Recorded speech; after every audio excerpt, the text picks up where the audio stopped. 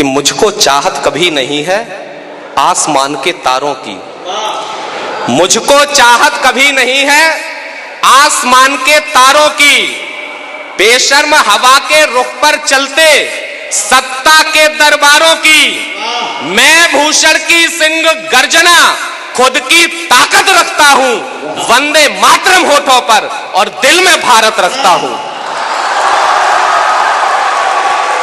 वंदे मातरम होठों पर और दिल में भारत रखता हूं।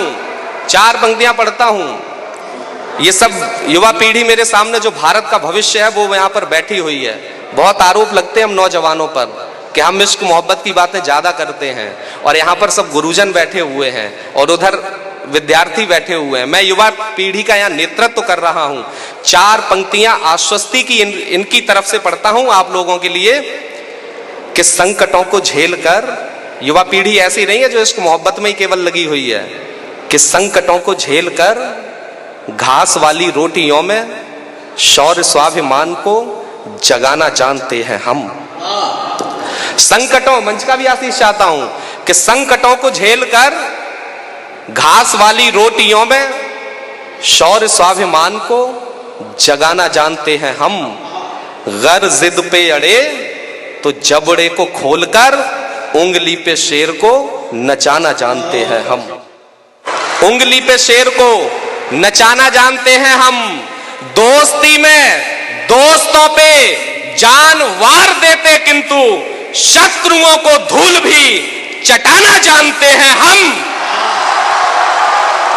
दोस्ती में दोस्तों पे जान वार देते किंतु शत्रुओं को धूल भी चटाना जानते हैं हम, और हमी से महकता है देश का बगीचा क्योंकि लहू को पसीने सा बहाना जानते हैं, लहू को पसीने सा बहाना जानते हैं हम। एक शाम राम के नाम काव्य संध्या जो रखी है, मुझे लगता है कि मैं प्रारंभ वहीं से करूं, क्योंकि आदरणीय डॉक्टर आनंद जी बैठे हुए हैं। इस देश की परिस्थितियां ठीक नहीं है।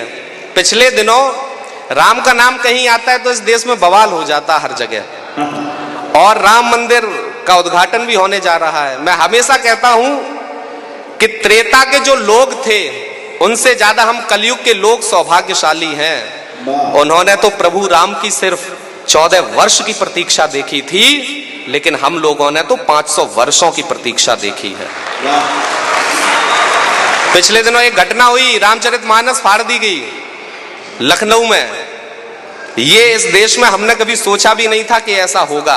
लोग कहते हैं धार्मिक ग्रंथ है, हम कह रहे, मैं कह रहा हूं यदि आप नहीं मानते कि धार्मिक ग्रंथ भी है, तब भी वो एक कवि की रचना तो है ही, और इसलिए हमारी जिम्मेदारी ज्यादा बढ़ती है कि कवि की रचना का अपमान नहीं होने देंगे। धर्म ग्रंथ यदि जो लोग नहीं मानते, हमारे लिए तो सबसे पूज्य ग्रंथ है, लेकिन जो नहीं मानते उनसे भी कहना चाहता हूं, मैंने उसी दिन कहा कि नशा जो तेरे सर पर है वो सारा झाड़ दिया होता, नशा जो तेरे सर पर है वो सारा झाड़ दिया होता, तेरी छाती पर चढ़ करके खूंटा गाड़ दिया होता, और प्रभु राम की मर्यादा को लांघ नहीं सकते वरना मानस के फटने से पहले तुझको फाड़ दिया होता।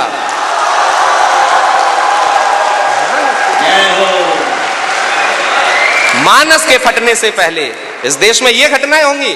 और मैं फिर कह रहा हूं, राम, प्रभु राम जब इस धराधाम पर आए थे तब भी उनके सामने रोड़े अटकाए गए। प्रभु तो कण कण में व्याप्त है, सशरीर हमें देखने को केवल नहीं मिलते।